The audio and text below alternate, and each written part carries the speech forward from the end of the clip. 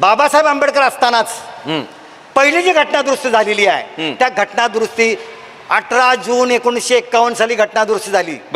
कलम 15 मध्ये झाली, अनुच्छेद 15 मध्ये झालेली आहे. त्या अनुच्छेद 15 मध्ये काय कशाची दुरुस्ती झालेली आहे की जे समानता म्हणलंय 15 मध्ये, तर समानता आणण्यासाठी जे सामाजिक मागासलेपण आहे, शैक्षणिक मागासलेपण आहे, त्यांना प्रतिनिधित्व द्यायचं आहे आणि अनुसूचित जाती आणि जमातींना प्रतिनिधित्व द्यायचं आहे, अशी तरतूद बाबासाहेब असतानाच झालेली आहे. आणि त्यामुळं जी आज बघतोय की जर 13% मध्ये आता मागणी काय झालेली आहे 2011 का 61 जनगणना, नंतर किती झाली 71 ची, 81 ची, 91 ची, 2011 ची.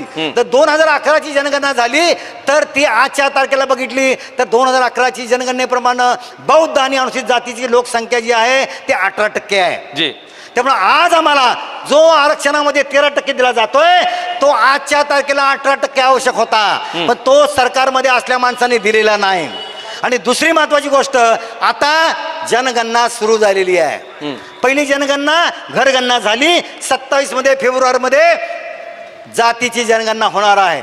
त्यामुळं हा जो बदर कमिटी कोणी काही निवडली किंवा काय झालं, सुप्रीम कोर्टाच्या निर्णयामध्ये एक गोष्ट आहे महत्वाची, जे मगाशी मी ऐकताना बोललो की इम्पिरिकल डाटा जो मुद्दा आहे की जो डाटा आहे तो डाटा गोळा केला का, त्याचे पॅरामीटर्स तपासले का, सगळे समाजाचे प्रतिनिधी त्यात होते का, हे झालेलं नाही. जाणीवपूर्वक ठरवलेली षडयंत्र आहे. मग तो धर्मांतराचा कायदा असेल, तो जनगणनेचा विषय असेल किंवा हा उपवर्गाचा असेल, हे जाणीवपूर्वक सत्ताधारी माणसांनी ठरवलेलं एक षडयंत्र आहे की जेणेकरून हिंदू मातंग त्यांना जास्त वाढवायचे आहेत. आणि आता अशी परिस्थिती निर्माण झालेली आहे की आता सगळा समाज जागा झालेला आहे. 59 जाती आहेत, त्या सगळ्या जातींचं असं म्हणणं नाही, काही ठराविक लोकांचं म्हणणं आहे. तरी सुद्धा जर सुप्रीम कोर्टाच्या विरोधात जायचं असेल तर माझं एक मस्त म्हणणं आहे की भारतीय बौद्ध महासभेच्या वतीनं डॉक्टर भीमराव आंबेडकर साहेब आमच्या अशा चर्चा झाल्या आणि त्याच्यामध्ये एक गोष्ट होणार आहे काय की जर का ही जर सुप्रीम कोर्टानं जर निर्णय दिलेला आहे 1 ऑगस्ट 2024ला, त्याच्यातलं अपील पण